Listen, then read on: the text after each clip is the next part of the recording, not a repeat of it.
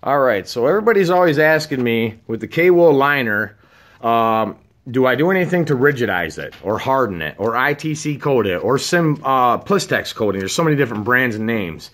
Yes, we do offer ridigizer, which you're looking at right now. This is a solid packed, 100% saturated, cured in a lab oven for 4 hours. It makes that rock hard. Okay, now, it's still susceptible to flux. So essentially, if you use a fire brick on the bottom, and you overflux your part, it's going to get into the K-Wool, and yes, it's going to slowly eat through. If you don't use a ridigizer, and the flux, if you overflux your part and it hits the K-Wool, it's essentially going to eat it like water to cotton candy.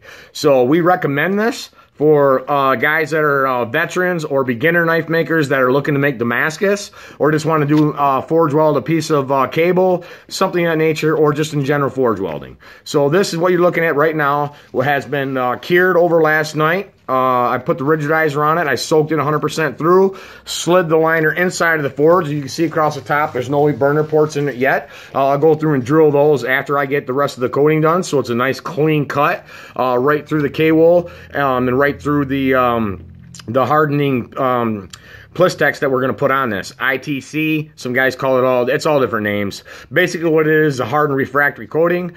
We go through a certain proprietary process on getting this stuff to be cured so it reflects heat, which it's essential to this. If you are doing Damascus, you don't need it, but the K-Wool is, guys talk about fibers blowing out and things of that nature. So, we're following what the customers are asking for, and we've got a lot of inquiries on this lately. So I took the time and money and invested in this. This is the second one that we've done, and you're going to watch me here in a second. I'm actually going to take the coating that I use is in more of a pasty liquid state here.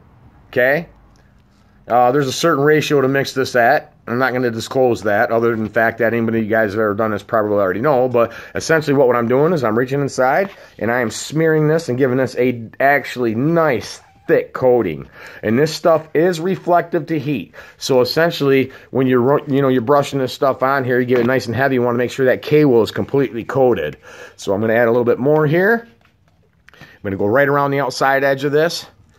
The door cap essentially covers this up, but still at the same sense, I want to make sure that I get that plenty coated in there. And we do go around after we fill this in here, and basically grind it off with the DA pad, smooth it out, clean it all up, make it look professional. We're all about the aesthetics of a skull forge. We definitely have the best looking forge in the industry, and the best forge for its money, and highest performance, the highest heat. So now you're going to see right up in here that I got to get the top side of this. The mixture and ratio that I get is actually a pasty enough that you can reach up in there and you can brush this, and you're not going to see that stuff running all over the place. It's actually sticking. So you're getting a nice thick coating laid in there. I'm about halfway through on this right now, but what I am going to do essentially here is make sure that the outside orifices here are plugged a little bit. Let this stuff dry the way it's supposed to, which is also proprietary. You figure that out on your own. ITC coat it yourself. I'll sell you the chemical if you want to do it yourself. We've got a lot of people out there that own skull forges that have nothing but K-Wool liners, and you can get a hold of me if you want to purchase this product, and I can go through the instructions and tell you how to mix the stuff up and do the right ingredient formula. There's a few process steps to make that happen. So we're getting this coated nice and even in here and getting these holes plugged in, filled in, and then put a nice coating on here. Last thing I like to do on the bottom side of this, even though there's a fire brick down there, I'm going to lay a nice thick layer down here. And I'm really laying it on thick here. I'm going up the wall, laying it thick, getting all them little pores in there that look like they need to be coated. Another one right up in there, needs to be filled. Dip a little more on that. Plug that right up there. There we go. That's all filled in nice all the way around. A little bit more through here. And again, I'm going to brush a nice coat up the walls in here. I know I'm trying to do this and hold the phone at the same time, so it's a little difficult to see everything. I apologize about that, guys. But, just give me a little bit of tutorial on exactly what this ITC coating is doing. Mix that in there. This side is done. Right now, that is reflective coating. It's on 100. It's at well over 100%. I'm really laying this on heavy. I think with the double burner forge, as hot as this thing gets, you're going to want this nice reflective coating. And I truly believe that you are now going to be able to reach forge welding temperature at 5 psi. It goes up to 30. You guys give me feedback on that. All right, let me flip this around. I'm going to set the phone down for just a second. I'll be right back with you.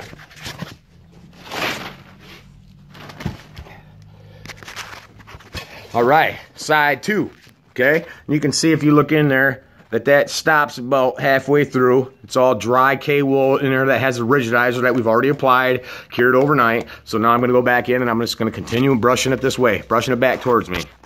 I'm really laying that in there nice. The bottom is really important, but you also want to make sure that you're also reaching, you know, 3/4 of the way up around the top, giving it a nice heavy coating in there. Really get that in there good. All right, we got that there. Now I'm gonna reach around the outside edge here. Sorry about the camera there, guys. All right, let's see. We'll get this filled in good here. It's gonna leave a little bit more. Nice little crack there we need to get filled in, so just gonna lay that in there.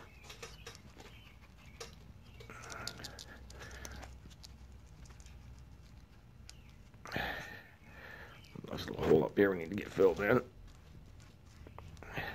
And essentially this whole outside edge, after it cures, I'm going to go through and I'm going to DA sand all that off. Ryan, you're going to love this one, bud. Stoked, man. Absolutely stoked, bro. This spot right up here is still a little bit dry up there. So what I'm actually going to do right now is I'm going to roll this over 180 degrees so I can get it coated nice and heavy by the pores, because if you look right up in there, it's still dry. So we're going to flip it around and I'm going to coat the upside like it would be the upside of this and like it would be the downside. So I'll be right back with you in just a second.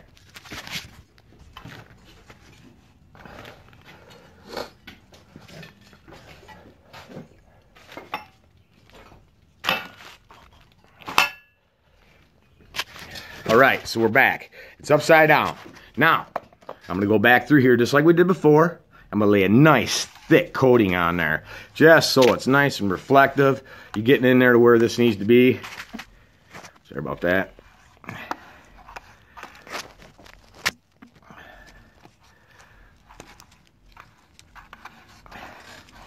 Nice little coating right there. I do believe from the length of this video, you guys are going to have to watch this on YouTube, because I know there's no way I'm going to be able to upload this to my Facebook page. I'll try. I surely will. I'm reaching all the way back in there. Even where the burner ports are going to be cut into this, I'm just laying it on thick and heavy. I want to make sure that you guys get highest quality reflective you can off this ITC. So right about now it's done. It's looking like it's coated very well. If I look up in here and you look all the way around, that is stellar. And that's what it's all about with Skull Forge. It's all about aesthetics. It's all about performance. And best of all, it's all about excellence and customer satisfaction. You know, I know there's a lot of things out there saying that Skull Forge is not the fastest company to deliver forges. Well, and I apologize about that, but I tell you what, every one of these things is handmade. You know, other than the regulator that we're forced to use because it's imported. But everything you guys get is completely handmade, all the way from TIG welds, construction, gas tight TIG welds to, you know, the rigidizer applied by hand, homemade liners that we're applying by hand, Unifrax 3,000 degree temperature, ITC coating with a 3,000 degree fire brick in the bottom. You guys, you put something in there, it'll get there about 32 or 3,400 degrees, you're going to start melting your steel. Anybody wants to melt steel and make some billets, call me. I'm interested in buying them. You guys take care. Hope you enjoy this video. Explains a little bit more. You know, we can give you guys quotes on this if you want this done.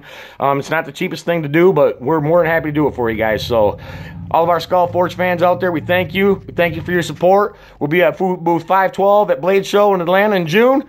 Hope to see you there. God bless. Take care, fellas.